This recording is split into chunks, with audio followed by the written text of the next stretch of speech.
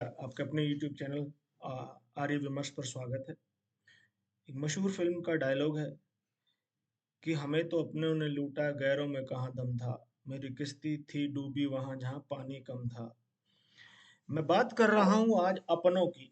अपने यानी भारतीय जनता पार्टी, जिसके लिए हमने खूब गाल बजाए और हरियाणा और महाराष्ट्र में उन्होंने इन गाल बजाने की उसमें साथ दिया और खुद भी गाल बजाए। गाल बजाने के का परिणाम ये हुआ कि उनको हरियाणा और महाराष्ट्र में थंपिंग मेजोरिटी मिली, यानी मजबूत एक सहारा मिला और वो विजय श्री को माथा चूमा। अब जब व्यक्ति का काम निकल जाता है तो जिससे काम लिया गया है उसको कहा जाता है कि दूध में से मक्खी की तरह निकाल कर बाहर फेंक दे। ये बात है वक्फ बोर्ड की, जेपीसी की। जिस तरह से वक्फ बोर्ड अमेंडमेंट बिल को लाया गया और उसके बाद तुरंत जेपीसी बनाई गई और जेपीसी ने पूरे देश में भ्रमण कर बहुत सारे लोगों से मीटिंग की और विपक्ष के लोगों ने जिस तरह से जेपीसी के अध्यक्ष पर हमला किया और जिस तरह से उनको उनके साथ दुर्व्यवहार किया, उसके बाद भी कोई एक्शन नहीं लिया गया।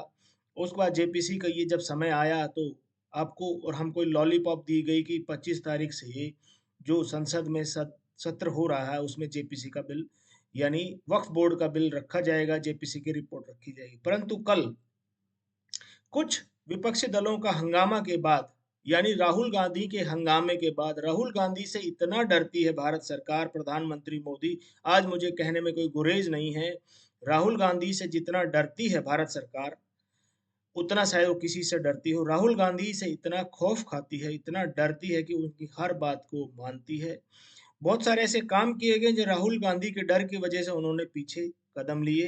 वो बहुत सारे आप पास्ट में जाकर देख सकते हैं कि कौन कौन से कदम भारत सरकार ने राहुल गांधी के डर की वजह से पीछे लिए। अब ये कहा गया, अपने नेताओं के माध्यम से कहलवाया जा रहा है कि जेपीसी अब इस सत्र में ना आकर, शीतकालीन सत्र में ना आकर वो बजट सत्र में आएगी इसकी रिपोर्ट। क्यों? क्योंकि कुछ चार विधायकों ने, माफ कीजिए, सांसदों ने विरोध किया है जेपीसी का, उसकी बैठकों का। चार सांसदों ने विरोध कर दिया और 130 करोड़ के लोगों को आप संभालने चले हैं। 17 करोड़ वो लोग एक तरफ खूंखार भेड़िए की तरह आपकी तरफ नजर गड़ाए बैठे हैं और आप चार सांसदों को नहीं संभाल पा रहे। खैर, यू टर्न की एक लंबी लिस्ट है। आज मैं बहुत क्षुब्ध मन से आपके साथ चर्चा करूंगा कि सीए याद होगा, सीए लाया गया और उसके बाद ये कहा गया कि भारत के चाणक्य, तत्कालीन चाणक्य ने कहा कि कोविड चल रहा है। उनका कोविड इतना लंबा चला कि उनको इसमें 4 साल लग गए। 4 साल में क्या हुआ? पाकिस्तान में हजारों हिंदुओं को कन्वर्ट कर दिया गया, हजारों बेटियों को उठाकर मंडी सजा दी गई और उनको मुस्लिम बनाकर बेच दिया गया। एक 16 15 13 साल की बच्चियों को 40 50 साल के बुढ़ों के साथ निकाह करा दिया गया। और वहां का सर कानून ऐसा है कि एक बार उन्होंने जाकर बोल दिया कि हाँ, मैंने अपनी मर्जी से इस्लाम कबूल कर लिया है। क्या भारत सरकार इसके लिए उत्तरदायी नहीं है कि बांग्लादेश में आज जो स्थिति हुई है, चिन्मय कृष्ण दास जी को अरेस्ट किया गया है, भारत सरकार क्या कर रही है? आज तो प्रियंका गांधी वाड्रा और कांग्रेस ने भी उसके समर्थन में ट्वीट किया है। भारत सरकार क्या कर रही है? जिस तरह से निरीह हिंदुओं की वहां हत्याएं हो रही हैं, चिन्मय कृष्णदास के लिए जो वकील थे उनकी लिंच करके हत्या कर दी गई, भारत सरकार ने अभी तक कुछ कड़ा एक्शन नहीं लिया है। इसका उत्तरदायी भी भारत सरकार पर, मोदी जी पर जाता है। वैसे तो उनकी डिप्लोमेसी के डंके दूर दूर तक बजते हैं, लेकिन जब मैं अंदर देखता हूँ, यानी हमारे हरियाणा में कहावत है और राजस्थान में कहावत है कि मोर नाचे तो नाचे लेकिन पैरों की तरफ देख के रोए। यानी मोर इतना सुंदर होता है कि उसको देखने का मन करता है, लेकिन जब उसके पैरों की तरफ देखते हैं तो उसके बदसूरत पैरों को देखकर आंसू निकल आते हैं। यानी जब डिप्लोमेसी की धाक दूर दूर तक जमाई गई है, अमेरिका तक को, यूरोप तक को जवाब दिया गया, तो घरेलू मोर्चे पर भारत सरकार हमेशा असफल रही है। इसको आपको और मुझे मानने में कोई गुरेज नहीं है। अब मैं, कुछ लिस्ट है मेरे पास जिसके ऊपर मैं बात करूंगा आपके साथ। बलूचिस्तान का नारा आपने लाल किले से दिया, लेकिन आपने बलूचिस्तान के लिए क्या किया? सुन बटा सन्नाटा। एनआरसी के लिए आपके मंत्रियों ने कहा कि एनआरसी लाकर रहेंगे, लेकिन आपने रामलीला मैदान में जाकर कहा कि एनआरसी कभी नहीं आएगा। ये यू टर्न था। रोहिंग्या और बांग्लादेशियों की बात हर जनसभा में आप बात करते हैं मोदी जी, परंतु ये कब आएगा, कब इनको निकाला जाएगा, आप एनआरसी लाकर ही नहीं निकाल सकते, फॉरेन एक्ट भी लगाकर इनको निकाला जा सकता है, और भी बहुत सारे सत्ता आपके पास है और आप इसको कार्यवाही में कर सकते हैं। लेकिन अभी तक एक भी बांग्लादेशी को ऑफिशियली नहीं निकाला गया है। कश्मीरी पंडितों के लिए आपने खूब गाल बजाए, हमने भी बजाए, लेकिन कश्मीरी पंडितों के लिए क्या किया गया? अभी तक उनको होस्टेज बनाकर ही कश्मीर में भेजा गया नौकरी करने के लिए, कुछ भी नहीं किया गया, जीरो।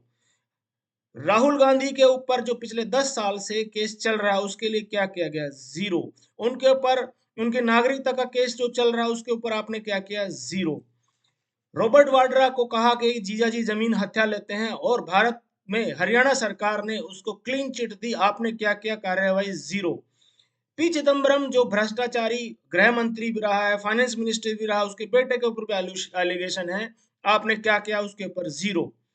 केजरीवाल एंड टीम पूरी भ्रष्टाचार है, ईडी आपके पास है, सब कुछ आपके पास है, लेकिन आज वो जमानत पर बाहर है, सबको पता है, लेकिन आपने क्या किया? जीरो। इस तरह से बहुत सारे ऐसे केस हैं जिनको मैं गिनता रहूंगा तो शाम हो जाएगी, जिनके ऊपर भारत सरकार यानी भारतीय जनता पार्टी की सरकार ने जीरो स्टेप लिए हैं। यानी आप और हमको हमेशा ठगा ही जा रहा है, कभी किसी माध्यम से, कभी किसी माध्यम से एक सुफुग्गा छोड़ दिया जाता है, जैसे अभी संभल का है, फिर अभी अजमेर का मंदिर और दरगाह का जो चर्चा है उसके ऊपर करके आगे बढ़ा दिया जाता है। राम मंदिर को क्रियान्वित करने के लिए 25 साल लगे, और राम मंदिर में जब बाबरी मस्जिद को ढहा दिया गया, तब भारतीय जनता पार्टी के बड़े बड़े लोगों ने कहा कि ये उनके जीवन का काला दिन है। यानी देखिए, करनी और कथनी में कितना अंतर है। और आज मैं मुझे कहने में कोई गुरेज नहीं है कि आडवाणी जी जाके जिन्ना की कब्र पर फातिया पढ़ाए थे पाकिस्तान में। यानी कभी कभी तो मुझे लगता है कि छदम हिंदुओं से हमें बच के रहना चाहिए, लेकिन मजबूरी वश क्या करें, किसको वोट दें, कहाँ जाएं। इसलिए आप और हमको इकट्ठा होकर आवाज उठानी पड़ेगी, इसी सरकार पर दबाव डालना पड़ेगा कि आप हमारे लिए कार्रवाई करें, अन्यथा आपके 240 जो सीटें आई हैं, 2029 में आपकी 140 सीटें आएंगी और आपको विपक्ष में बैठने पर मजबूर होना पड़ेगा। और फिर याद रखिए कि कांग्रेस की सरकार आएगी तो आप कांग्रेस का कुछ नहीं बिगाड़ पाए, लेकिन कांग्रेस आपको डेसिमेट कर देगी, आपके बड़े बड़े नेताओं को धूल दूषित करके उनको जेल की चक्कियां पिसवा देगी। ये याद रखिएगा। हमारा तो बुरा होगा ही होगा, लेकिन आपका इससे भी भयानक बुरा होगा। जिस तरह आप दंदनाए घूम रहे हैं, हिंदुओं के वोटों पर राज कर रहे हैं, मलाई चाट रहे हैं, आपको इस पर संज्ञान लेना ही होगा। और बांग्लादेश और पाकिस्तान में जो हमारी बहन बेटियों के साथ हो रहा है उसके ऊपर आपको कार्रवाई करनी ही होगी, अन्यथा आपके ऊपर भी आने वाले समय में कार्रवाई होगी। अभी दिल्ली और बिहार का इलेक्शन आने वाला है, आप नया सुफक्का छोड़ने से पहले इस पर कार्रवाई जरूर कीजिए, अन्यथा इसका परिणाम आपके लिए और हम सब के लिए अच्छा नहीं होगा। बाकी मैं निर्णय दर्शकों पर छोड़ता हूं कि वो इस विषय को किस तरह से देखते हैं। अगर आपको वीडियो अच्छा लगा, आप मेरी बात से सहमत है, कि वीडियो को लाइक शेयर सब्सक्राइब जरूर कीजिए, ताकि हम अपनी बात भारतीय जनता पार्टी के तेल डले हुए कानों तक पहुंचा सकें। वीडियो को पूरा देखने के लिए बहुत बहुत आभार। जय हिंद, राष्ट्र, जय श्री राम, हर हर